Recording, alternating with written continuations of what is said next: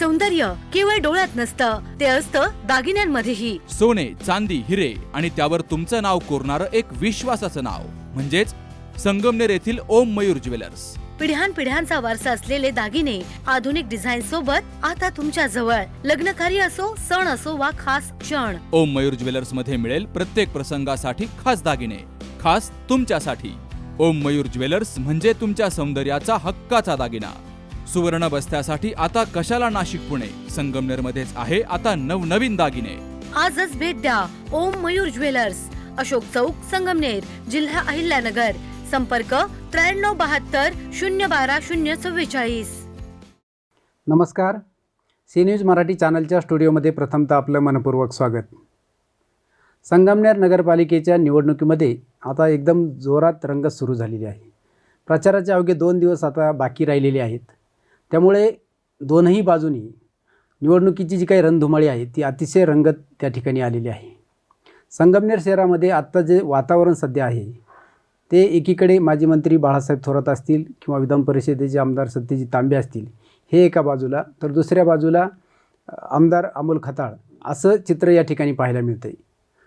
संगमनेर सेवा समितीच्या वतीने जे नेतृत्व करतायत ते विधान परिषदेचे आमदार सत्यजित तांबे, आणि आज आपण त्यांच्याशी संवाद साधणार आहोत की नेमकी या निवडणुकीच्या पार्श्वभूमीवर शहरातले कोणते प्रमुख मुद्दे चर्चेले गेले आहेत, मतदारांचा कसा प्रतिसाद राहिलेला आहे. कारण ते गेल्या अनेक महिन्यांपासून संगमनेर शहरातील प्रत्येक घरोघरी जाऊन मतदारांच्या गाठीभेटी घेत आहेत. आणि संगमनेर वासियांची जी काही भावना त्यांच्याबद्दलची जी आहे ती अशी आहे की महाराष्ट्रातील एक युवा नेतृत्व, अभ्यासू नेतृत्व, अशी त्यांची एक छबी या ठिकाणी संगमनेरकर बघतायत. आणि पहिल्यांदाच असं होतं आहे की गेले अनेक वर्ष माजी मंत्री थोरात हे सगळं या निवडणुकांचं नेतृत्व करायचे. मात्र ही पहिलीच निवडणूक अशी राहिलेली आहे की आमदार सत्यजित तांबे यांनी निवडणुकीची सर्व सूत्रे आपल्या हाती घेतली आहेत. त्यामुळे या निवडणुकीतील सर्व रणनीती असेल किंवा जे काही नियोजन आहे हे सगळं ते स्वतः बघतायत. आणि त्यांच्या नेतृत्वाखाली संगमनेर सेवा समिती ही या ठिकाणी त्यांनी उमेदवार दिलेले आहेत. नगराध्यक्षपदाचे उमेदवार आणि इतर 30 उमेदवार असे सगळं पॅनल त्यांनी या ठिकाणी सिंह या चिन्हावर उभा केलेला आहे. तर नेमकी काय परिस्थिती आहे या संगमनेर नगरपालिका निवडणुकीच्या रणधुमाळीमध्ये ते आपण जाणून घेणार आहोत. आमदार सत्यजित तांबे पाटील, नमस्कार. नमस्ते. खरं तर तुम्ही स्टुडिओमध्ये आलात त्याबद्दल प्रथमतःच आपली स्टुडिओमध्ये भेट होते, त्याबद्दल प्रथमतः सी न्यूजच्या वतीने आपलं मनपूर्वक स्वागत. गेल्या अनेक महिन्यांपासून तुम्ही संगमनेरकरांच्या भेटीगाठी घेत आहेत, त्यांच्या घरोघर जात आहेत, त्यांचे विचार जाणून घेत आहेत, त्यांच्या अडीअडचणी समजून घेत आहेत. नेमकी काय परिस्थिती आहे आज संगमनेर शहरामध्ये? नाही, खरं तर असं आहे की गेल्या काही महिन्यांपासून असं म्हणण्यापेक्षा कायमच आमचा परिवार जो आहे तो लोकांमध्ये राहणारा परिवार आहे. प्रत्येक शहरातल्या प्रत्येक घरोघर आमच्या आई दुर्गाताई तांबे यांचा जनसंपर्क हा फार मोठ्या प्रमाणावर जनसंपर्क आहे. मध्यंतरीच्या काळामध्ये थोरातसाहेब राज्य पातळीवरचे नेतृत्व करत असल्यामुळे बऱ्याच अंशी ते बाहेर दौरे करायचे. मीही युवक काँग्रेसचा राज्याचा अध्यक्ष झालो. मीही 2-3 वर्ष सतत राज्यामध्ये दौरे करत होतो. त्यानंतर मी पदवीधर मतदारसंघामधून विधान परिषदेवर निवडून आलो. 5 जिल्ह्यांचा मतदारसंघ 54 तालुक्याचा आहे. तिथे मला सारखं वेळ द्यावा लागत होता.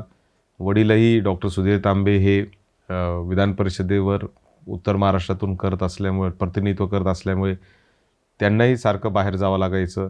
आणि त्यामुळे एक थोडंसं आमच्यामध्ये एक जनसंपर्कामध्ये थोडंसं आमच्याकडून कमी झालं होता. मात्र आई आमच्या तो जनसंपर्काची बाजू खंबीरपणे सांभाळत होत्या.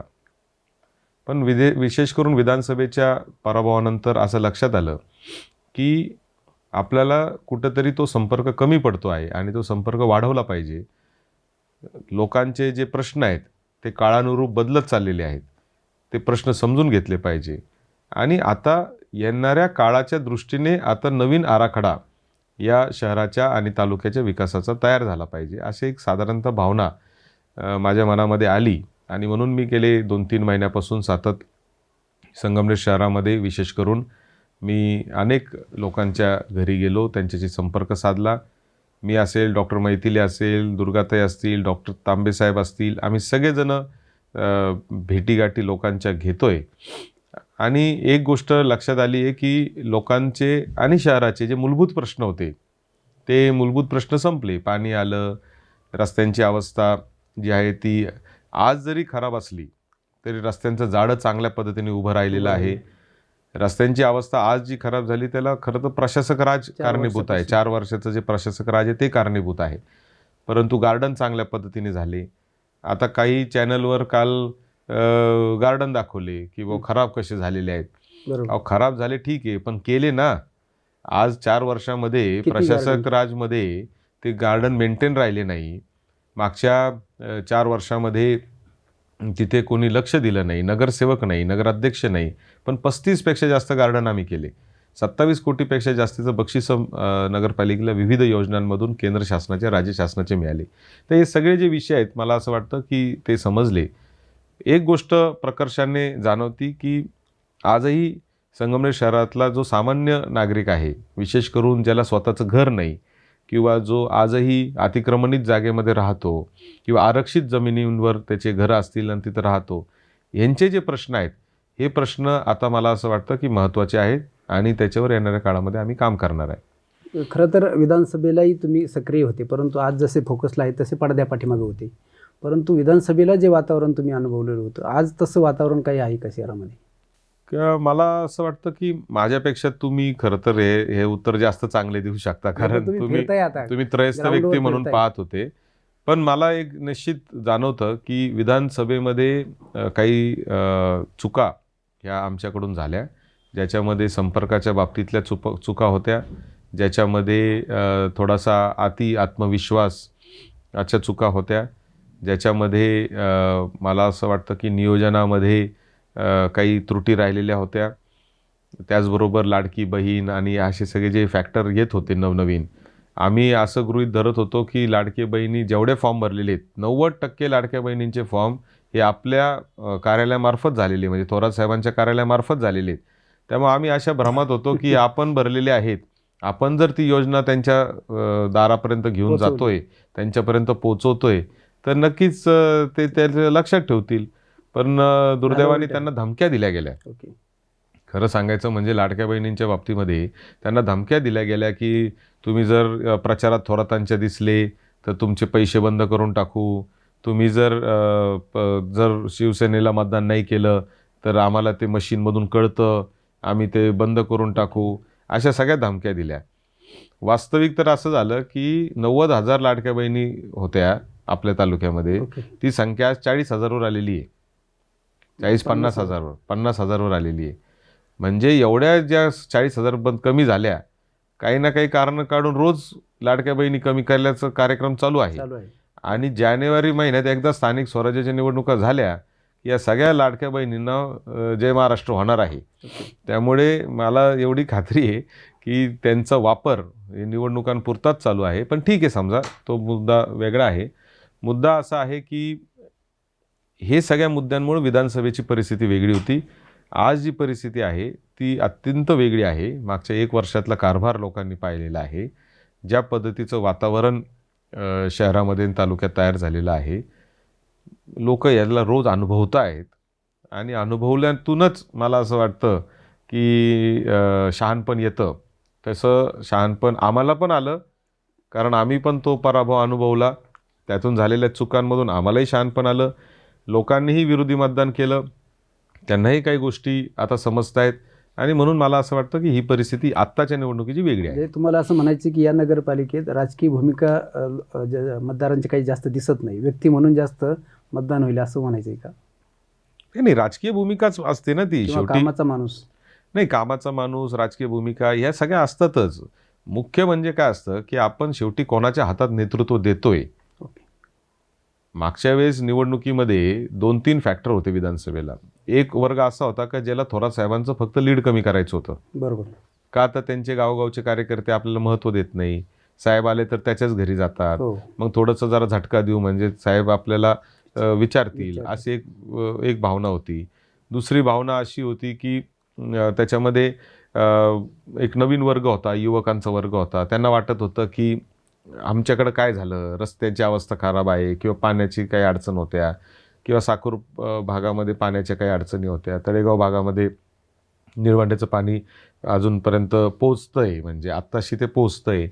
तर त्याच्यातून ज्या नाराज्या होत्या त्या थोड्याफार होत्या. पण ज्याच्या हातात नेतृत्व द्यायचं आहे असं काय निवडणूक नव्हती ती. कोणाच्या विरोधात मतदान करायचे तशी निवडणूक होती. बरोबर.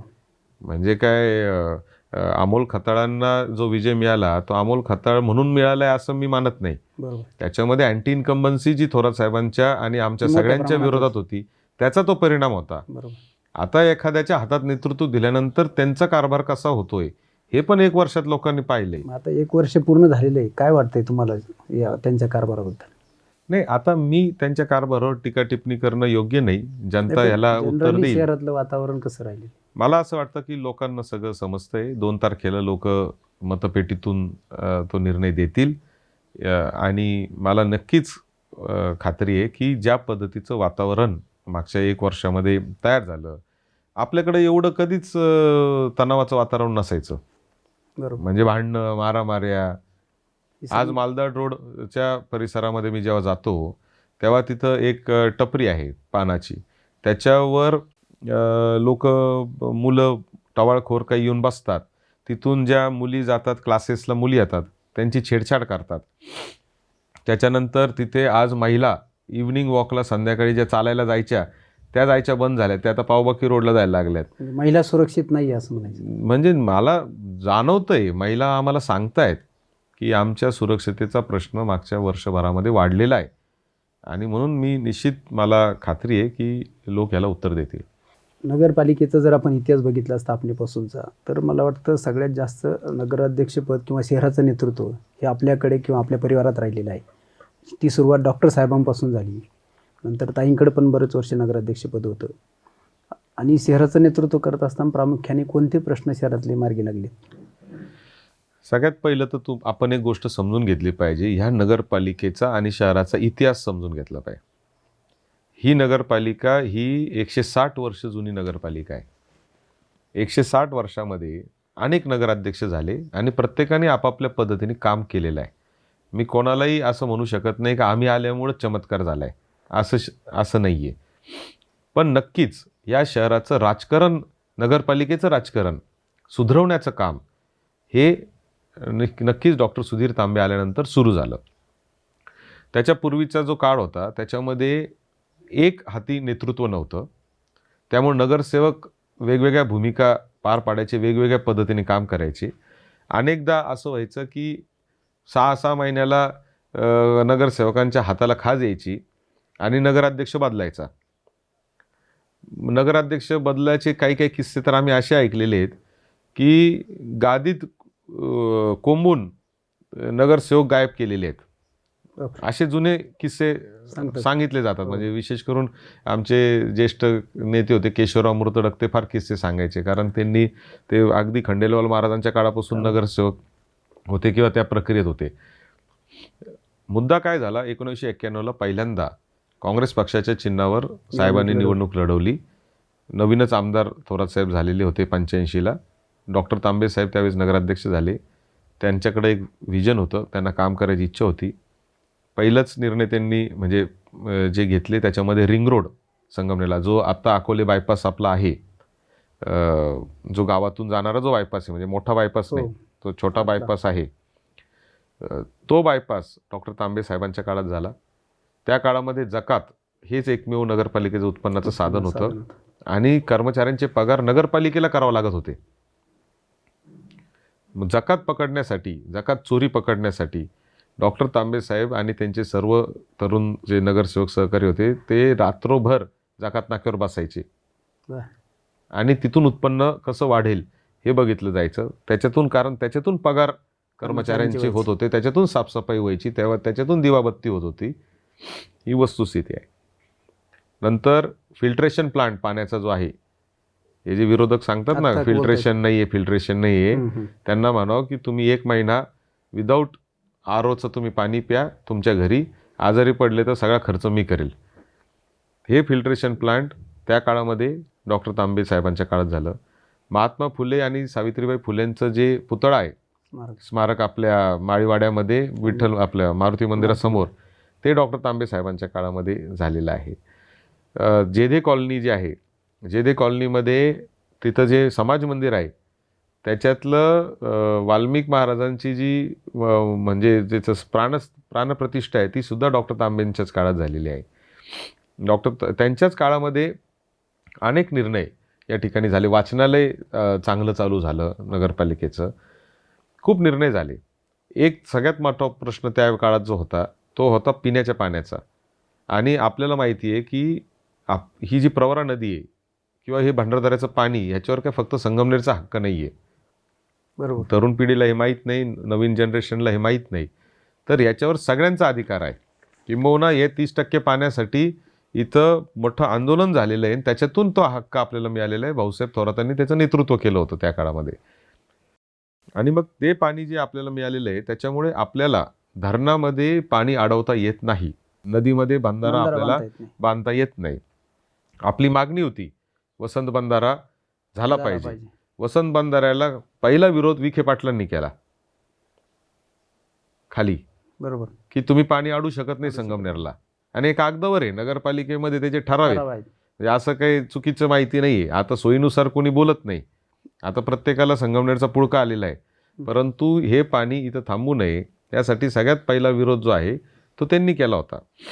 ठीक आहे, समजा तो त्यांचा धोरण होतं, कारण शेवटी पाणी त्यांनाही पाहिजे आहे, आपल्यालाही पाहिजे आहे. त्याच्यामुळं आपण काय त्याच्यात म्हणजे असं त्याला चुकीचं मानत नाही, जरी संगमनेरच्या दृष्टीने ते चुकीचं असलं तरी.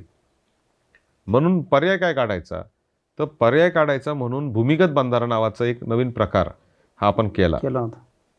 नदीमध्ये 2 पाण्याचं रोटेशन, एक महिन्याला रोटेशन आपली होत असतं. त्या 2 पाण्याच्या रोटेशनच्या मध्ये आपण पूर्ण नदी कोरून त्याच्यात पोयटा माती टाकून त्याच्यावर वाळू टाकली, जेणेकरून पाणी जेव्हा येईल ते झिरपल आणि त्या पर्क्युलेशननी ते विहिरीत पाणी उतरल नगरपालिकेच्या, आणि त्या पाण्यातून उन्हाळ्यामध्ये आम्ही शहराला पाणी देऊ शकतो. हा प्रयोग केला. JCB मशीन पहिल्यांदा शहरामध्ये आली 95 साली, 94-95 साली. JCB पाहायला लोक भेळीचे पुढे घेऊन पिकनिक सारखे गंगामाईच्या घाटावर जाऊन बघत होते आणि रात्रंदिवस लोक बघायचे काम. म्हणजे हे प्रयोग केले म्हणून त्याचं पाण्याची परिस्थिती सुधारली. त्याच्यानंतर मग नगराध्यक्ष कैलास शेठ लोणारी झाले. अत्यंत छोटा असलेला मायक्रो OBC लोणारी समाज, ज्याचे 70 मतं आहे फक्त शहरात, त्या OBC समाजाच्या त्यांना संधी आपण दिली. कैलास शेठ लोणारी नगराध्यक्ष झाले. अरुणराव वाकचोरे त्याच्यानंतर नगराध्यक्ष झाले. दिलीप शेठ पुंड त्याच्यानंतर नगराध्यक्ष झाले. त्याच्यानंतर विश्वासराव मुर्तडक 2001 मध्ये नगराध्यक्ष झाले. दरम्यानच्या काळात थोरातसाहेब मंत्री झालेले होते. त्यांनी मग निळवंड्याचं पाणी असेल, क्रीडा संकुल असेल, नाट्यगृहाचं कामं असतील, असे विविध कामं विश्वासराव मुर्तडकांच्या काळात त्याला गती मिळाली. कारण विश्वासराव नगराध्यक्ष झाल्यानंतर पहिल्यांदा असं झालं होतं की थोरातसाहेबवर मंत्री आणि विलासराव मुख्यमंत्री, आणि ती मदत आपल्याला शहराला मोठ्या प्रमाणावर मिळायला लागली. त्याच्यानंतर पुन्हा 2007 साली दुर्गाताई तांबे नगराध्यक्ष झाल्या. 2009ला परत OBC राखीव ज्यावेळेस निघालं त्यावेळेस दिलीपराव पुंड परत 2.5 वर्षासाठी नगराध्यक्ष झाले. परत नंतर दुर्गाताई नगराध्यक्ष झाल्या. म्हणजे जेव्हा जेव्हा संधी देण्याचं काम आलं आपण सगळ्यांना संधी देण्याचं काम केलं आणि खूप कामं या मागच्या काळामध्ये मला असं वाटतं की या शहरातली मार्गी लागलेली आहेत. वारंवार थोरात आणि तांबे परिवारावर घराणेशाहीची टीका होते, या संदर्भात काय प्रतिक्रिया आहे? नाही, आता मुद्दा असा आहे की मी अनेक व्यासपीठावर, आज नव्हे अनेक वर्षांपासून गेले 10 वर्ष मी कायम सांगत असतो की घराणेशाहीपासून कोणतंही क्षेत्र लांब राहिलेलं नाही. पत्रकाराचा मुलगा पत्रकार होतो, डॉक्टरचा मुलगा डॉक्टर होतो, समाजसेवकाचा मुलगा समाजसेवक होतो. ते चालतं नाही, ती वस्तुस्थिती आहे. म्हणजे बाबा आमटेंचा मुलगा प्रकाश आमटे जर सामाजिक कार्याचा वारसा घेऊन जर समाजकार्य करणार असतील तर त्यांना तुम्ही घराणेशाही म्हणाल का? तिथं नाही म्हटलं, फक्त राजकीय क्षेत्रातच म्हटलं. मग मुद्दा असा आहे की नाही, त्याच्यातही माझं असं म्हणणं आहे की घराणेशाही त्याच्यामुळे कोणत्याही क्षेत्रापासून लांब नाही. घराणेशाही टाळू शकेल असा कोणताही पक्ष नाही. हे एवढंच काय, शेजारच्या तालुक्यात घराणेशाही नाही का? आहे. मग फक्त इथंच म्हणजे बांध ओलांडला की घराणेशाही चालू होते, बॉर्डरच्या इकडे घराणेशाही बंद होते, असं होऊ शकतं का? असं होऊ शकत नाही. मुद्दा असा आहे की घराणेशाहीपासून कोणीही लांब राहू शकत नाही. घराणेशाहीच्या बाबतीत माझं स्पष्ट म्हणणं आहे आणि ते माझं आवडतं वाक्य माझं आहे की वारसाने संधी मिळते, कर्तृत्व सिद्धच करावं लागतं. एखाद्या डॉक्टरचा मुलगा डॉक्टर झाला पण त्याच्या जर गोळ्यांनी जर औषधांनी जर गुण येत नसेल तर कोणी त्याच्याकडे जाणार नाही. बरोबर. त्याच्यामुळे तुम्हाला कर्तृत्व सिद्ध करावं लागेल. आमच्या परिवारातले लोक जर येत असतील कर्तृत्वावर आणि ते जर नाही कर्तृत्व करू शकले, ते जर परफॉर्मन्स नाही दाखवू शकले, ते जर काम नाही करू शकले, तर लोक त्यांना पुढच्या निवडणुकीत नाकारतील. परंतु ज्यांनी तुमच्यावर घराणेशाहीची टीका केली त्यांनी आज तेच पावलं उचललीत. नाही, ही खऱ्या अर्थाने फसवणूक आहे. एक तर तुम्ही तो मुद्दा घेऊच नका, नाही तर घ्यायचा असेल तर तो प्रामाणिकपणे त्याच्यावर तुम्ही ठाम राहिले. ठाम राहा. म्हणजे मला तर हे तो एक मुद्दाच नाही, अनेक मुद्दे असे आहेत. नाशिक पुणे रेल्वेच्या बाबतीमध्ये ते कधी शब्द काढत नाही. ते फक्त लोकांमधून येतं, ते म्हणतात मी हे करेल, मी ते करेल, मी भेटेल, अमुक करेल. संगमनेर जिल्हा झाला पाहिजे कृती समितीचे अध्यक्ष कोण होतं? मागच्या वर्षात संगमनेर जिल्हा व्हावा यासाठी काय काय प्रयत्न केले गेले याचं उत्तर जनतेने विचारलं पाहिजे. व्हॉट्सअपवर ग्रुप होता संगमनेर जिल्हा कृती समिती, होतं ना. त्याचंच नाव नंतर परिवर्तन काय झालं, बरोबर. व्यवस्था परिवर्तन झालं. परिवर्तन झालं. आता व्यवस्था परिवर्तनही झालेलं आहे, परंतु संगमनेर जिल्ह्याची चर्चाच कोणी करत नाहीये. म्हणजे माझा मुद्दा असा आहे का किती युटर्न तुम्ही मारणार आहेत? तुम्ही घराणेशाहीवर युटर्न मारला, तुम्ही संगमनेर जिल्ह्यावर मारला, तुम्ही नाशिक पुणे रेल्वेत काय बोलत नाही. ह्या ज्या गोष्टी आहेत आपण जनतेला गृहीत नाही धरू शकत. बरोबर. आम्ही 2024 जनतेला गृहीत धरलं, त्याचा परिणाम आम्हाला भोगावा लागला. बरोबर. आमच्या काही चुका झाल्या. आम्ही म्हणलं की नाही बाबा, अमुक व्यक्ती हा माझाच आहे, कशाला मग त्याच्याकडं वेळ घालायचा मत मागायला, तो तर आपलाच आहे, तो तर आपलाच आहे. म्हणजे आपल्याकडं आम्ही गेलो नाही कारण तो आपलाच आहे, आणि विरोधकाकडे जायचा प्रश्नच नव्हता कारण तो नाहीच आहे, आणि त्याच्यामुळं सगळं गणित फिसकटलं. आता ही पण तीच चूक चाललेली आहे. तुम्ही लोकांना गृहीत धरून युटर्न करताय. कार्यकर्त्यांच्या आग्रहास्तव मला घरातील उमेदवार द्यावा लागला. हां, ते स्टेटमेंट आहे. हे म्हणजे हे हास्यास्पद आहे. कार्यकर्त्यांच्या आग्रहास्तव म्हणजे हे तर असं झालं की मी निवडणूक लढणार नाही पण कार्यकर्त्यांच्या आग्रहास्तव, हे घिसापिटा डायलॉग आहे. ये पिछले 50 साल से चल रहा है.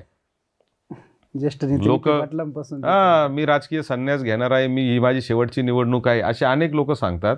आणि निवडणुकीच्या वेळेस म्हणतात नाही कार्यकर्त्यांच्या आग्रहास्तव मला उभं राहावं लागेल. तुम्ही एवढं लोकांना नाही तुम्ही गृहीत धरू शकत हो. नाही, तसं काही झाल्यामुळेच कदाचित महायुती फुटली असेल.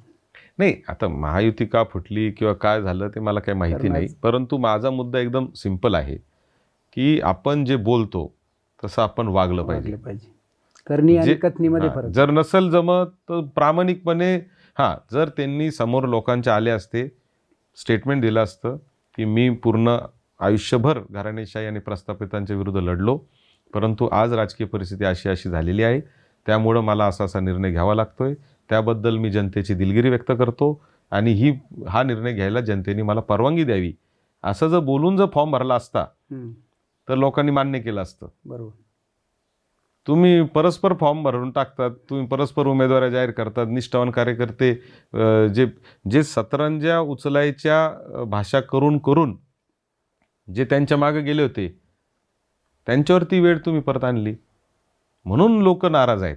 बरोबर. एकंदरीतच निवडणूक सुरू होण्याच्या अगोदर लोकांना वाटलं होतं की यामध्ये महाविकास आघाडीची भूमिका ही राजकीय चिन्ह घेऊन असेल किंवा मग एखादी शेअर विकास आघाडी होईल, परंतु तुम्ही असं काही शोधून एक पक्ष आणला आहे ऑल इंडिया फॉरवर्ड ब्लॉक म्हणून. तर हा पक्ष नेमकी आपण का आणला आणि ते का घ्यावं लागलं आपल्याला त्याचं चिन्ह? नाही, याच्यामध्ये 2-3 गोष्टी आहेत. मला आपल्या निमित्ताने खरंच संगमनेरकरांना ही गोष्ट सांगायची आहे की पहिली गोष्ट म्हणजे अनेक विचाराचे अनेक लोक हे मला मागच्या 6 महिन्यापासून भेटत होते आणि त्यांचं असं म्हणणं होतं की 1 वर्षात ह्या शहरामध्ये जी परिस्थिती निर्माण झालेली आहे त्या परिस्थितीमध्ये आपण राजकीय जोडे बाजूला ठेवून, राजकीय विचार बाजूला ठेवून संगमनेरकर म्हणून एकत्र येऊया, एक चांगलं आपण काम करूया आणि सगळ्यांना बरोबर घेऊ आपण त्याच्यामध्ये, अशी एक चर्चा आली. मग सगळ्यांना बरोबर घेऊन जर करायचं असेल तर माझं चिन्ह पंजा, तुमचं चिन्ह घड्याळ, त्याचं चिन्ह मशाल, त्याचं चिन्ह काय अजून वेगळं तुतारी किंवा कोणाची रेल्वे इंजिन, कोणाचं हे कसं शक्य आहे? मग आपण काय करायचं, तर आपण एक शहर विकास आघाडी करू आणि त्या नावाने आपण एका चिन्हावर आपण लढू. जो प्रयोग आम्ही 96 साली पण केला होता, छत्री निशाणी असताना तो आपणच केला होता. पंजा गायब जे म्हणतात ना, त्यांना पंजाची जास्त चिंता झालेली आहे. काय त्यांचेच लोक जे कमळावर अख्खं राजकारण करतात ते पण आज कमळावर उभे नाही आहेत. नाही आहेत, अपक्ष म्हणून आहेत. काय आता हे ठीक आहे, पण मुद्दा असा आहे की मग सगळ्यांनी एकत्र यायचं ठरवलं, चिन्ह एक घ्यायचं ठरवलं. मग एक चिन्ह घेण्याच्या बाबतीत जेव्हा नियम आम्ही निवडणूक आयोगाचे तपासले तर त्याच्यामध्ये 17 तारखेला फॉर्म भरायची शेवटची तारीख होती आणि 26 तारखेला चिन्ह भेटणार आणि 2 तारखेला मतदान होणार. आजच एक GR आलेला आहे की म्हणजे प्रचाराची जी वेळ होती वेळ. ती 30 तारखेच्या ऐवजी आता 1 तारीख केली. का केली? कारण चिन्ह पोचू शकत नाही लोकांचे. एक दिवस वाढले. एक दिवस त्याच्यासाठी वाढवावं लागलं निवडणूक आयोगाला. आणि दुसरा त्याच्यात नियम असा होता की 26ला चिन्ह भेटणार, आपण 1 तारखेपर्यंत पोचू शकू का नाही ही शंका. दुसरी गोष्ट त्याच्यात 2 व्यक्तींनी म्हणजे 2 उमेदवारांनी जर एकच चिन्ह मागितलं तर लॉटरी सिस्टीमने ते चिन्ह द्यायचं असा नियम होता. मग 15 वॉर्डांमध्ये 30 उमेदवार आणि 31 नगराध्यक्ष जर कोणाला वेगवेगळे चिन्ह जर भेटले असते तर किती मोठं अडचण निर्माण झाली असती. मग काय करायचं तर एक चिन्ह आपण घेतलं पाहिजे. मग एक चिन्ह घेत असताना ते कसं घ्यायचं बुवा, एक चिन्ह कोणाला मिळतं, हे जे काही नियम आहेत आणि फक्त देशातल्या आणि देशातले एक 15-20 पक्ष आणि प्रत्येक राज्यातले एक 5-10 पक्ष ह्यांनाच ते चिन्ह मिळतात. आता हे सगळ्या पक्षांची नावं जर वाचली तर ह्या एका नावावर एकमत होईल असं कोणताही पक्ष नव्हता. मग ज्यावेळेस आम्ही ती यादी वाचत होतो तेव्हा ऑल इंडिया फॉरवर्ड ब्लॉक नावाचा पक्ष जो आहे जो आमच्या समोर आला. ऑल इंडिया फॉरवर्ड ब्लॉक पक्षाची स्थापना नेताजी सुभाषचंद्र बोस यांनी केलेली आहे. नेताजी सुभाषचंद्र बोस यांच्या नेतृत्वाविषयी आणि त्यांच्या विचाराविषयी कोणाच्याही मनात शंका असण्याचं काही कारण नव्हतं. प्रत्येकजण उलट खुश झाला की नेताजींचा पक्ष आहे. त्याच्यात त्याचं चिन्ह सिंह होतं. सिंह आणि संगमनेरकरांचं एक भावनिक नातं आहे.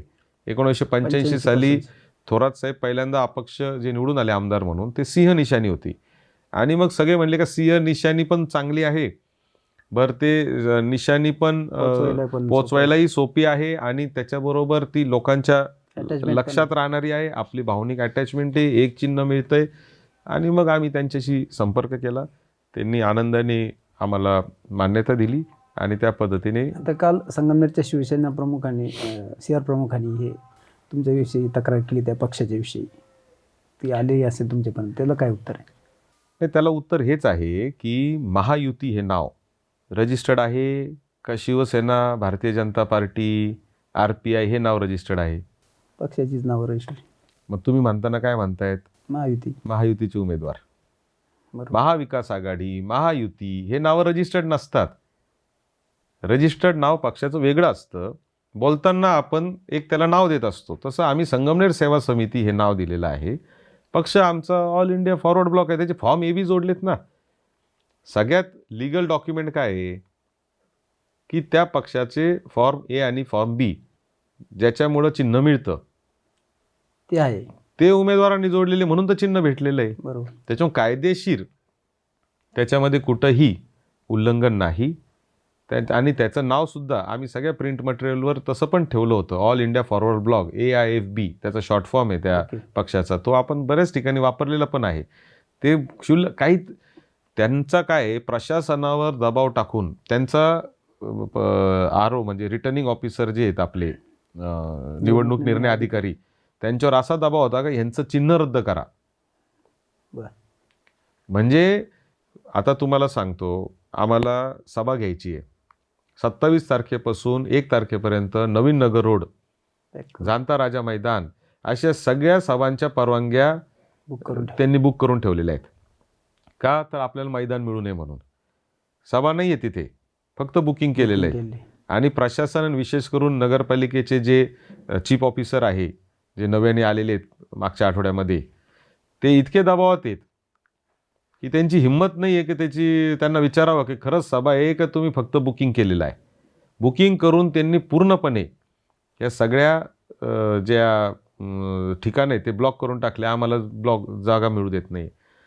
चिन्ह घालवता कसं येईल त्याचा प्रयत्न चालला आहे. म्हणजे प्रशासनावर दबाव टाकून एका बाजूला अडचणीत आणण्याचा प्रयत्न ते करतायत. परंतु गेल्या अनेक वर्षांचा आपला असलेला प्रशासकीय अनुभव आणि स्वतः मीही कायद्याचा अभ्यासक आहे, त्याच्यामुळं मला ते सगळं कळतं. इथं त्यांच्या बाजूने जरी 2-4 मोठे मोठे बॅरिस्टर असले तरी आम्ही पण काय कायद्याचे अभ्यासक नाही, अशी परिस्थिती नाही. माझंसुद्धा लॉ चालू आहे, पुढच्या वर्षी माझं पण लॉ होणारच आहे. शुभेच्छा तुम्हाला. खरं तर आता सत्ताधारी आमदार नेहमी सांगत असतात की मी सत्ताधारी आहे, मी सत्ताधारी आहे, आणि ते तुमच्या बाबतीत नेहमी म्हणतात की ते अपक्ष आहे, मग निधी मी जास्त आणणार, हे वारंवार ते अनेक सभांमधून जाहीरपणे सांगतात. याला काय उत्तर आहे आपल्याकडे? याला उत्तर हेच आहे की मागच्या 2.5 वर्षात मला किती निधी मिळालेला आहे. मागच्या 2.5 वर्षामध्ये मला 50-60 कोटी रुपयाचा निधी ह्याच सरकारने दिलेला आहे. आदरणीय शिंदे साहेबांनीच मला 50 कोटी रुपयाचा निधी दिलेला आहे. आता कालच्या सभेमध्ये त्यांना तांबेंवर बोला, तांबेंवर बोला, तांबेंवर बोला 4 वेळा शेजारी उभं राहून सांगत होते, म्हणून तांबेंवर बोलायची वेळ आली. शिंदेसाहेब ते मनापासून बोलले असतील याच्यावर माझा विश्वासच नाही. त्यांचं म्हणणं आहे की ते शिंदेसाहेब आमचे नेते आहेत आणि ते नगरविकास खात्याचे मंत्री आहेत, शहरासाठी जो काही निधी मिळतो तो त्यांच्याकडून मिळतो. तुम्हाला मी सांगतो की कोणताही निधी देत असताना त्याचे फॉर्म्युले ठरलेले आहेत. असा काही नगरविकास मंत्री म्हणून ते डायरेक्ट 100 कोटी रुपये देऊ शकत नाही संगमनेर नगरपालिकेला. बरोबर. जर 100 कोटी रुपये त्यांना एकंदरीत राज्यामध्ये द्यायचे असतील तर 3 पक्षाचे नेते, भारतीय जनता पार्टी, राष्ट्रवादी चे अजितदादा आणि शिंदेसाहेब एकत्र बसतात. ते त्यांचे फॉर्म्युले ठरवतात की भाजपच्या आमदाराला किती द्यायचं आहे, शिवसेनेच्या आमदाराला किती द्यायचं आहे, राष्ट्रवादी काँग्रेस पक्षाच्या आमदाराला किती द्यायचं आहे, उरलेला जो निधी आहे त्याच्यातून अपक्षांना किती द्यायचा आहे, विरोधी पक्षाच्या आमदारांना किती द्यायचं आहे, असं सगळ्यांना ते फॉर्म्युले ठरवतात. मला त्यांनी 50 कोटी रुपये दिलेले आहेत 2.5 वर्षात संगमनेरसाठी. मला दिलेले आहेत, म्हणजे मी मतदारसंघात वापरलेले आहेत. त्यातले काही 5-10 कोटी रुपये मी संगमनेरातही वापरलेले आहेत, परंतु एकंदरीत मतदारसंघासाठी मला 50 कोटी रुपये दिलेले आहेत. आणि ते दिले म्हणजे काय फक्त GR नाही निघाला, जसं यांचा काल 10 कोटी रस्त्याचा GR निघाला, ते GRच निघालेलं आहे. फक्त ऑर्डर निघाली, पैसे नाही आलेले. पैसे 1 रुपया आजपर्यंत आलेला नाही. मी कलेक्टर ऑफिसला फोन लावून विचारलं, मी नगरपालिकेत COना विचारलं, म्हणलं किती पैसे खात्यावर जमा झाले या? नाही म्हणले साहेब अजून 1 रुपया जमा नाही. ज्या गोष्टीला प्रशासकीय मान्यता नाही, ज्या गोष्टीला अजून कोणताही तांत्रिक मान्यता नाही, त्याचे नारळ फोडून टाकलेत घाईघाईत. ठीक आहे, तो काय मुद्दा नाही, तो त्यांचा प्रश्न आहे.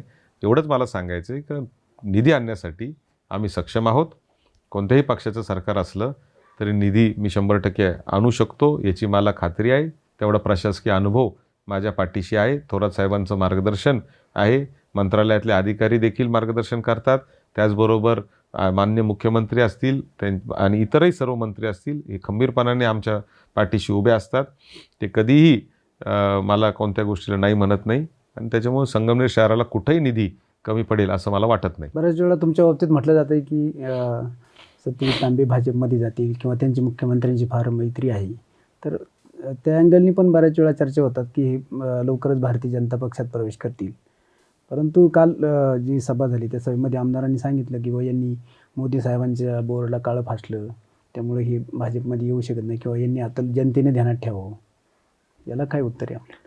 नाही, असं आहे की अनेक वेळा जेव्हा माझ्यावर काहीच टीका करता येत नाही, त्यावेळेस मी युवक काँग्रेसचा अध्यक्ष असताना आंदोलनातून प्रतिकात्मक पंतप्रधानांच्या पोस्टरला जे काळं फासलं होतं, जे तेल म्हणजे डिझेल पेट्रोलच्या दरवाढीचं आंदोलन होतं, आणि ते प्रतिकात्मक होतं. प्रतिकात्मक आंदोलनामध्ये आपण पुतळे जाळतो किंवा चप्पल मारतात, कोण हार घालतंय, कोण काय करतंय, आणि ते काय फक्त पंतप्रधानांचेच नाही, कोणतेही नेते. मनमोहन सिंगांच्या फोटोला 2013-14 मी चपलाचे हार घातले होते. प्रतिकात्मक आंदोलन हा वेगळा विषय असतो. माझ्या मनामध्ये पंतप्रधानांविषयी किती आदर आहे हा भाग वेगळा असतो. आणि म्हणून मला मुद्दा काय आहे की त्यांना माझ्याबद्दल बोलण्यासाठी काही नसतं, म्हणून हे मधून अधून तो फोटो काढतात, तो व्हायरल करतात. मी तुम्हाला सांगतो की खरं तर निवडणूक नक्कीच माझे आदरणीय देवेंद्रजींबरोबर अत्यंत चांगले संबंध आहेत, पण ते आज नाही आहेत, 2004 पासून आहेत. आणि त्याचं मूळ कारण माझा दिवंगत भाऊ राजू राजळे आहे. आमदार असताना राजू राजळे आणि देवेंद्रजी हे मित्र होते. मी पण तेव्हा कार्यकर्ता होतो. मी राजू भाऊंबरोबर जेव्हा जेव्हा मंत्रालयात जायचो किंवा आमदार निवासला जायचो तेव्हा तेव्हा देवेंद्रजी हे सगळे लोक एकत्र असायचे. त्यावेळेस त्याची माझी भेट व्हायची, गप्पा व्हायच्या. राजूभाऊच्या गेल्यानंतर ज्यावेळेस मोनिका वहिनी राजकारणामध्ये आल्या त्यावेळेस मोनिका वहिनींच्या पाठीशी देवेंद्रजी खंबीरपणाने उभे राहिले आणि त्याच वेळेस साधारणतः आमचं बोलणं चालणं जास्त वाढलं. ते मुख्यमंत्री पण झालेले होते त्यावेळेस, परंतु त्यांनी मला आजपर्यंत भारतीय जनता पार्टी ते म्हणलेलं नाही किंवा मी त्यांना भारतीय जनता पार्टीत यायचंय मला असं बोललो नाही. चांगल्या माणसाला चांगल्या ठिकाणी मदत करणं हे प्रत्येक चांगल्या नेत्याचं काम असतं, तसं ते करतात आणि ते चांगला नेता असल्यामुळं मी त्यांच्या मार्गदर्शनाखाली काम करतो. त्यांनी जर सांगितलं हा प्रोजेक्ट सत्यजित चांगला आहे, याच्यावर तुम्ही काम करा, तू हा मुद्दा चांगला मांडला, सभागृहात अनेक वेळा ते मला सांगतात हा मुद्दा तू चांगला मांडला. पुस्तक प्रकाशनात सुद्धा त्यांनी साहेबांना सांगितलं होतं की आज या माणसांना संधी द्या, नाही तर माझं लक्ष आहे त्यांच्याकडे. आणि नाही, वस्तुस्थिती आहे की मार्गदर्शन घेणं हे काय गुन्हा नाही आहे. मला जर भारतीय जनता पार्टीत जायचं असतं तर मी निवडून आल्या आल्या सहयोगी सदस्य म्हणून झालो असतो. मी ना भारतीय जनता पार्टीचा सहयोगी सदस्य झालो, ना काँग्रेसचा झालो, ना कोणत्याच पक्षात झालो. मी अपक्ष आहे. आणि मला तर उलट असं वाटतं की कोणत्याही सत्ताधारी आमदारापेक्षा अपक्षाची किंमत जास्त आहे. मी जितका निधी आणू शकतो अपक्ष म्हणून तो सत्ताधारी आमदार नाही आणू शकत, ही वस्तुस्थिती आहे. दुसरा एक महत्त्वाचा एक आरोप आपल्या याच्यावर केला जातो की कॉटेज हॉस्पिटलचा जो काही विषय आहे तो कालही सभेमध्ये चर्चेला गेला, तर त्या संदर्भात काय सांगाल तुम्ही? तुम्ही म्हणजे सगळे आरोपच लिहून आणलेले. मला असं वाटायला लागले आपकी अदालत सारखा कार्यक्रम आपला चाललेला आहे. नाही, पण चांगली गोष्ट आहे. हे लोकांच्या समोर हे लोकांसमोर गेलंच पाहिजे. आता मला सांगा, उद्देशच तो असतो. नाही, चांगली गोष्ट आहे. मला आनंद झाला त्याचा की ते फक्त त्याला फॉर्म्युला आपला कार्यक्रमाचा फॉर्मॅट आपकी अदालत सारखा झालेला आहे. इथं जज जनता आहे, जनतेला निर्णय घ्यायचा आहे 2 तारखेला. तर मुद्दा एवढाच आहे की कॉटेज हॉस्पिटलच्या बाबतीमध्ये एक धूळफेक कशी करू शकतात बघा. डॉक्टर सुधीर तांबे यांनी संगमनेर शहरात 82 साली प्रॅक्टिस चालू केली. 82 पासून कॉटेज हॉस्पिटल 2008ला बंद झालं, 8-9ला 8-9-10ला काहीतरी बंद झालं. म्हणजे ग्रामीण रुग्णालय जेव्हा घुलेवाडीला आलं, शिफ्ट झालं तिकडे. ग्रामीण रुग्णालय जेव्हा घुलेवाडीला आलं, नियम असा आहे की एका तालुक्यात एकच ग्रामीण रुग्णालय असेल. त्यांना मोठी जागा पाहिजे होती, ती जागा नगरपालिकेकडे तिथं नव्हती कॉटेजच्या जागेवर. बरोबर. ॲम्ब्युलन्स यायला गल्ली बोळांमधून रस्ता नाही आहे. मेन रोडवरून ॲम्ब्युलन्स कशी घालणार, बाजारपेठेतून ॲम्ब्युलन्स कशी घालणार. ॲम्ब्युलन्स कॉटेज हॉस्पिटलच्या तिथं जर ग्रामीण रुग्णालय झालं असतं, इमॅजिन करा तुम्ही, फक्त कल्पना करा की तिथं जर ग्रामीण रुग्णालय झालं असतं तर ॲम्ब्युलन्स तिथं पोहोचायला किती वेळ लागला असता. गुलेवाडीला ग्रामीण रुग्णालय झाल्यामुळे ॲम्ब्युलन्स 5 मिनिटात पोहोचते आहे, सहज जाऊ शकते, हायवेवर आहे ते. नगरपालिकेला त्यांनी सांगितलं की आम्ही 2 हॉस्पिटल, शासनाचा नियम आहे चालू शकत नाही, त्यामुळे त्यांनी ग्रामीण रुग्णालय इकडं नेलं. पण आपल्या विनंतीवरून थोरात साहेबांनी प्रयत्न केले, राजेश टोपे आरोग्यमंत्री होते, आणि तिथं आपण डॉक्टरची व्यवस्था करून ठेवली जेणेकरून पेशंट कोणी आलं तर OPD जी आहे ती चालू राहील. मुद्दा असा आहे की आमचे वडील 1982ला BJ मेडिकल, जे राज्यातलं टॉपचं मेडिकल कॉलेज आहे, तिथून MBBS आणि MS जनरल सर्जन झालेले आहेत. ते काय अशा आयऱ्या गैऱ्या कॉलेजमधून डिग्री घेऊन आलेले नाही आहेत. आजही तुम्हाला सांगतो की डॉक्टर सुधीर तांबेंच्या वैद्यकीय क्षेत्रातल्या सेवेबद्दल ह्या देशात, या राज्यात आणि या शहरात कोणी प्रश्नचिन्ह निर्माण करू शकत नाही. आमचं हॉस्पिटल चालावं म्हणून कॉटेज बंद करावं, हा आरोप. इतकी वाईट वैद्यकीय सेवा डॉक्टर सुधीर तांबेंची कधीही नव्हती. अहो, रस्त्यावर पेशंट ॲक्सिडेंट झालेल्या अवस्थेत सांगायचा की मला डॉक्टर तांबेंकडे घेऊन जा. आणि हे मी सांगतोय असं नाही आहे, तुम्ही ज्यांनी त्यांची सेवा घेतली आहे त्यांना विचारा. म्हणून डॉक्टर सुधीर तांबेंनी स्वतःचा दवाखाना चालावा म्हणून कॉटेज बंद करावं, हा म्हणजे हास्यास्पद आरोप आहे. हे ज्यांनी त्यांच्या वैद्यकीय सेवेचा अनुभव घेतला आहे. अहो, संगमनेर शहरातल्या नारळ गल्लीमध्ये तेलुखुंटावर त्यांनी 82 साली हॉस्पिटल चालू केलं. त्यावेळेस भूल द्यायला OPD पण केली, तिथं हॉस्पिटल पण 2-4 पेशंट पण असायचे, आणि सुरुवातीला भूल द्यायला डॉक्टर नसायचे. मग एकमेकाचे हेच जे सहकारी होते शहरातले डॉक्टर, ते पहिले जनरल सर्जन आहे संगमनेरमधले, ते भूल द्यायला यायचे, ते ऑपरेशन करायचे. कोणत्याही पेशंटकडून 1 रुपया कधी घेत नव्हते. तर 84-85 साली हे जुनं तांबे हॉस्पिटल होतं ते बांधलं. 2000 7-8 साली आपण नवीन जे तांबे हॉस्पिटल होतं ते बांधलं. आज ते आपण मेडिकवरला देऊन टाकलं, कारण आमच्या घरामध्ये आता कोणी प्रॅक्टिस करायला नाही. डॉक्टर तांबे साहेब समाजकार्यामध्ये पूर्ण वेळ त्याच्यामध्ये काम करतात. डॉक्टर हर्षल तांबे जे आहेत ते SMBT चालवतात. त्याच्यामुळे ते तिकडं नाशिक आणि इगतपुरीचं तिकडं खूप मोठं प्रस्थ वाढलेलं आहे. त्यांना वेळ द्यायला हे नाही. आमच्या घरामध्ये दुसरं कोणी नव्हतं की जे हॉस्पिटल चालू शकतं, म्हणून आपण ते मेडिकवरला देऊन टाकलं.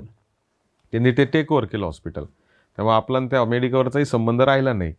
पण सांगायचं तात्पर्य काय आहे की ह्या सगळ्या गोष्टी हास्यास्पद आरोप करणे अशा दृष्टीने खूप चालू आहे.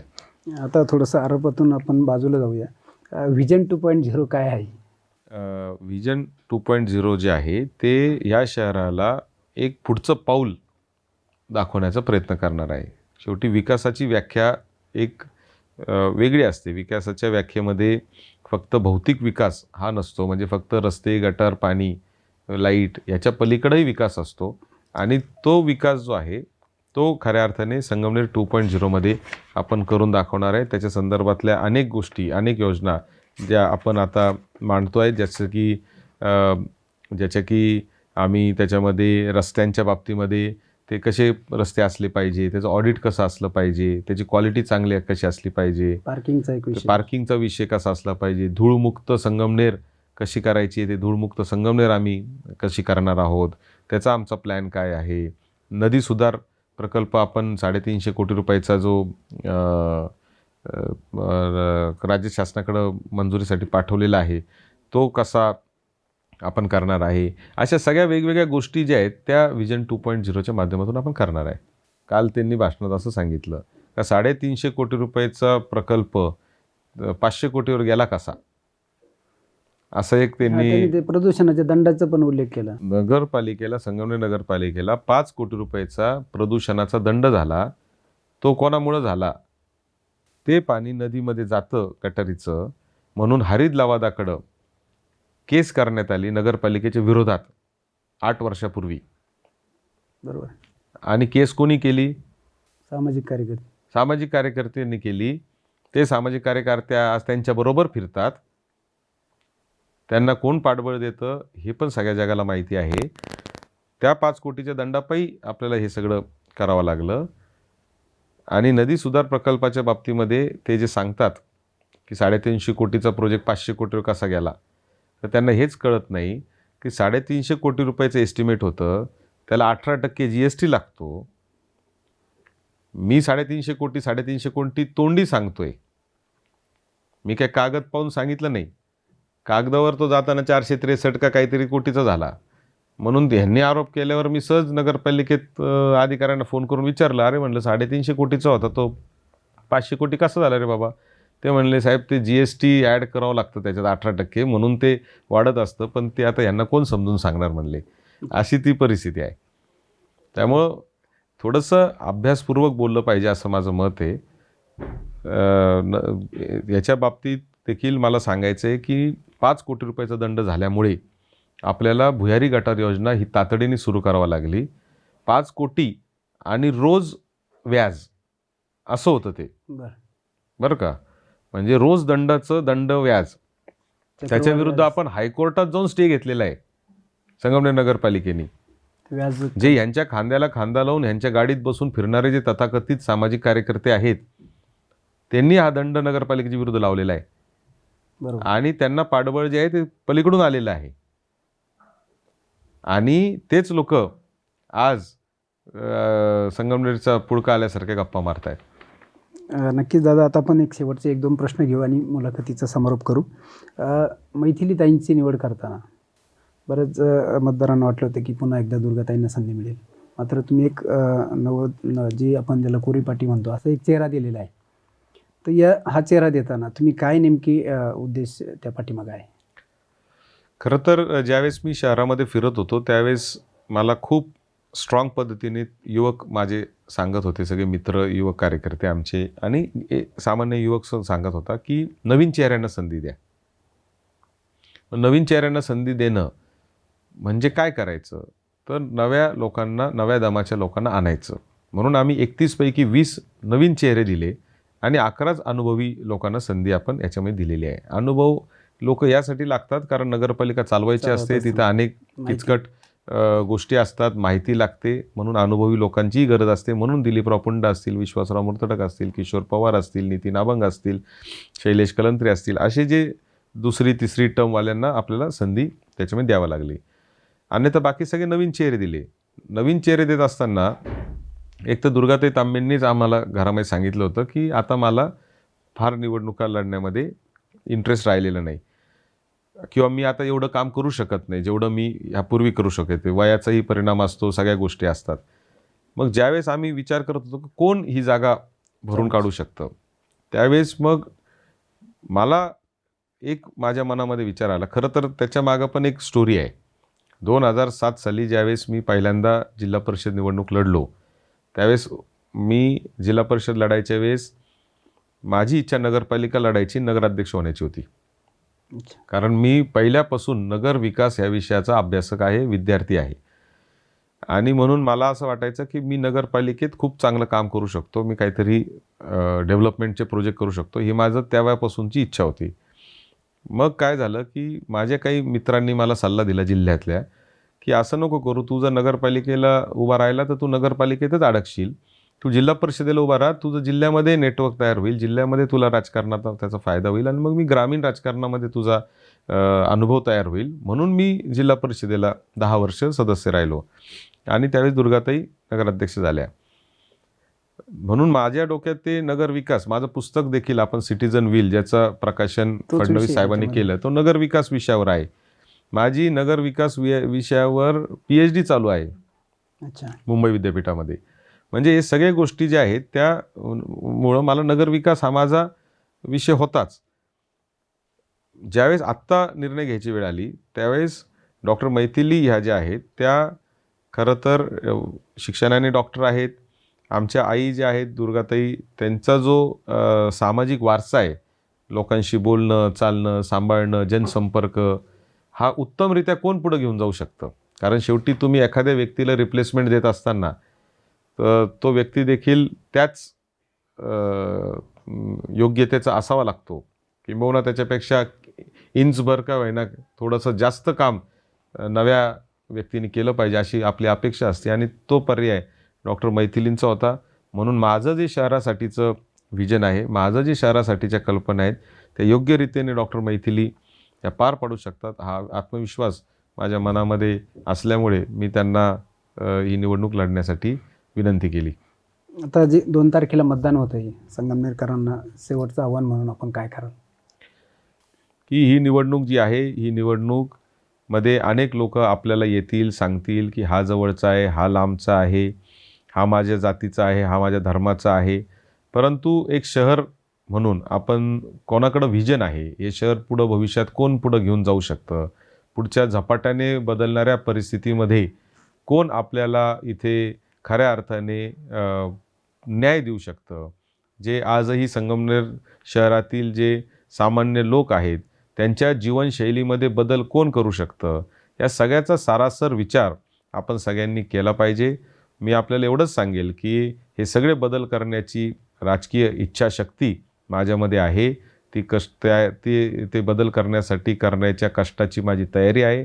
माझ्या पाठीशी जर आपण खंबीरपणाने उभा राहिलात आणि 30च्या 30 नगरसेवक, आपले वैयक्तिक संबंध बाजूला ठेवून आपण 30च्या 30 नगरसेवक जर मला निवडून दिले आणि एक नगराध्यक्ष जर मला अशी 31 लोकांची जर टीम आपण जर मला दिली, तर मी निश्चितपणाने आपल्याला खात्री देतो की पुढच्या 5 वर्षात आपल्याला अभिप्रेत असलेलं काम आणि सगळ्या महाराष्ट्राला हेवा वाटावं असं संगमनेर मी निश्चितपणाने करेल, याची आपल्याला ग्वाही देतो.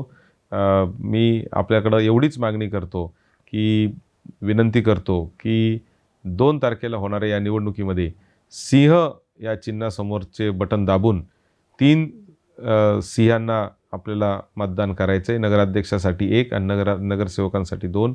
तर असे जिथं जिथं सिंह दिसेल तिथे तिथे बटन दाबून आपण संगमनेर सेवा समितीला आपली सेवा करण्याची एक संधी द्या. 5 वर्षामध्ये संगमनेर शहराला मोठ्या पद्धतीने पुढे घेऊन जाण्याचं काम निश्चितपणाने आम्ही करू. धन्यवाद. दादा, या सगळ्या मुलाखतीत संगमनेरकरांचा जिव्हाळ्याचा एक प्रश्न राहिला आहे, तो छत्रपती शिवाजी स्मारक. त्याविषयी थोडंसं सांगितलं तर बरं होईल. छत्रपती शिवाजी महाराजांच्या स्मारकाच्या बाबतीमध्ये किंवा भारतरत्न डॉक्टर बाबासाहेब आंबेडकरांचा पूर्णाकृती पुतळा, व्हिक्टोरिया क्रॉस विजेते नामदेव जाधव यांचे शहीद स्मारक, आनंद फंदी, नाही, हे 3 प्रामुख्याने विषय जे होते हे एकत्रित होते. आणि महात्मा फुलेंच्या पुतळ्याचं जे आहे तिथं पण स्मारक करून त्याचं पण तिथं सावित्रीबाईंचा पण एक हे करायचं, पुतळा लावायचा आणि त्याला डेव्हलप करायचं. कारण तो डॉक्टर सुधीर तांबेंच्या काळात झाला होता, आता त्याला जवळजवळ 30-35 वर्ष झालेली आहेत. या सगळ्याचा एक आराखडा आम्ही तयार केला.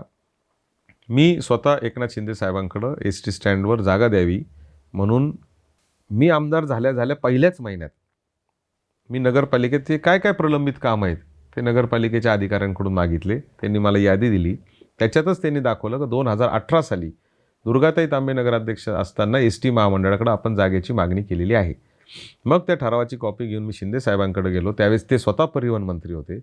त्यांनी मला सांगितलं की सत्यजित, जर एवढं जुना प्रलंबित 2018चा जो ठराव असेल आणि तुझी जर ती मागणी असेल तर निश्चितपणाने मी ती करतो. आणि त्यांनी नगरपालिकेला एक जागा त्या ठिकाणी पूर्णाकृती आपलं अश्वरूढ पुतळ्यासाठी आम्हाला दिली. मग ज्यावेळेस आम्ही हे सगळ्या पुतळ्यांचं म्हणजे अश्वरूढ पुतळा छत्रपती शिवाजी महाराजांचा बस स्टँडवर आणायचा, त्याच्यानंतर बाबासाहेबांचं जे स्मारक आहे ते अद्ययावत करायचं, त्याला पूर्णाकृती पुतळा लावायचा. तिथं जे निमोन नाकाचं एक छोटंसं पडकं खोली आहे मारुती मंदिर आणि बाबासाहेब आंबेडकरांच्या स्मारकाच्या मध्ये, ते काढायचं. तिथं संविधान भिंत करायची ज्याच्यावर संविधानाची उद्दिष्टिका येईल. आणि जो छत्रपती शिवाजी महाराजांचा जो आत्ताचा जो जिथं पुतळा आहे त्या तिथे 100 फुटी तिरंगी झेंडा लावून व्हिक्टोरिया क्रॉस विजेत्या नामदेव जाधव यांच्या नावाने एक शहीद स्मारक करायचं. म्हणजे तो एरिया ज्यावेळेस आपण बस स्टँडकडून म्हणजे सह्याद्री शाळेकडून जेव्हा आपण जाऊ तेव्हा ते सगळं असं छान दिसत जाईल आणि डेव्हलप होईल, असं एक तो सगळं व्हिजन आम्ही ठेवलं होतं. त्याला निधी पाहिजे होता. निधीसाठी 2.5-3 कोटी रुपयाचा प्रस्ताव नगर विकास विभागाकडे आपण पाठवला. दरम्यानच्या काय जिल्हा नियोजन समितीच्या बैठकीमध्ये ज्यावेळेस हे स्वतः विद्यमान आमदार जिल्हा नियोजन समितीतही नव्हते, त्याच वेळेस आम्ही तिथे छत्रपती शिवाजी महाराजांच्या याच्यासाठी चर्चा झाली.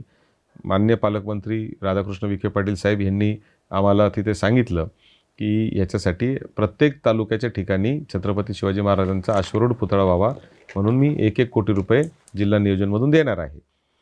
मग त्याच्यामुळं तुम्ही ते नगरपालिकेचा जो प्रस्ताव तुमचा नगर विकासला गेला आहे तो मागे घ्या, आम्ही जिल्हा नियोजनमधून तुम्हाला पैसे देऊ.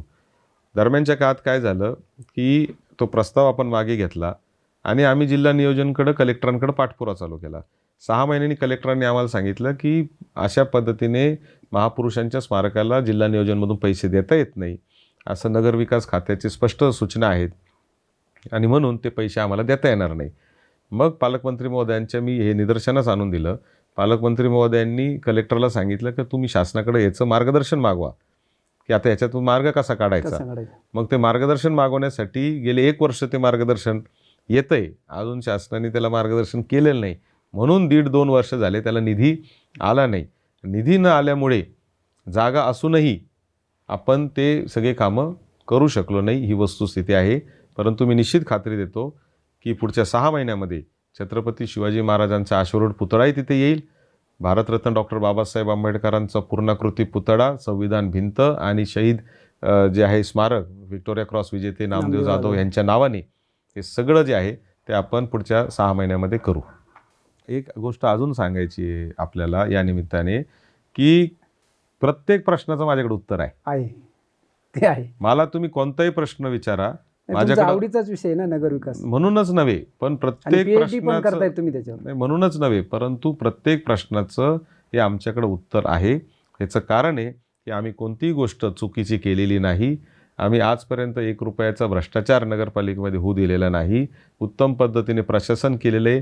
जे प्रश्न प्रलंबित राहिले असतील नगरपालिकेतले ते काही ना काही तांत्रिक आणि कायदेशीर अडचणींमुळेच राहिलेले आहेत, अन्यथा ते राहू शकत नव्हते. असं प्रत्येक प्रश्नाचं उत्तर आमच्याकडे आहे. कोणाच्याही मनात शंका असेल त्यांनी मला प्रश्न पाठवावा, माझी त्याला उत्तर देण्याची तयारी आहे. ओके दादा, धन्यवाद. धन्यवाद. तर हे होते आमदार सत्यजितदादा तांबे.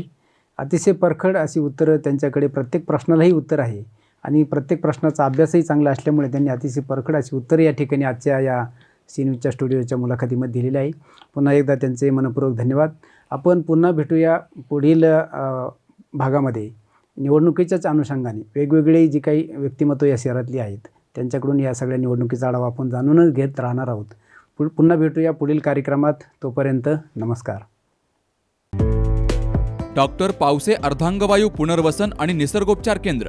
निसर्गरम्य आणि प्रदूषणमुक्त वातावरणात 20 कॉटचे उत्तम मशिनरी आणि सर्व सुविधा उपलब्ध असलेले सुसज्ज निसर्गोपचार केंद्र. अर्धांगवायू, मान, पाठ, कंबर आणि सांधेदुखी, हातापायांना मुंग्या येणं, टाचदुखी, चेहऱ्याचा पॅरालिसिस, ॲक्युपंक्चर, फिजिओथेरपी, जलचिकित्सा, बाष्पचिकित्सा, योग चिकित्सा, मालिश चिकित्सा, चुंबक चिकित्सा, आहार चिकित्सा आणि माती चिकित्सा. संपर्क डॉक्टर रमेश पावसे. ठिकाण हिवरगाव पावसा, रायतेवाडी रोड, तालुका संगमनेर. संपर्क 96 23 25 67 22.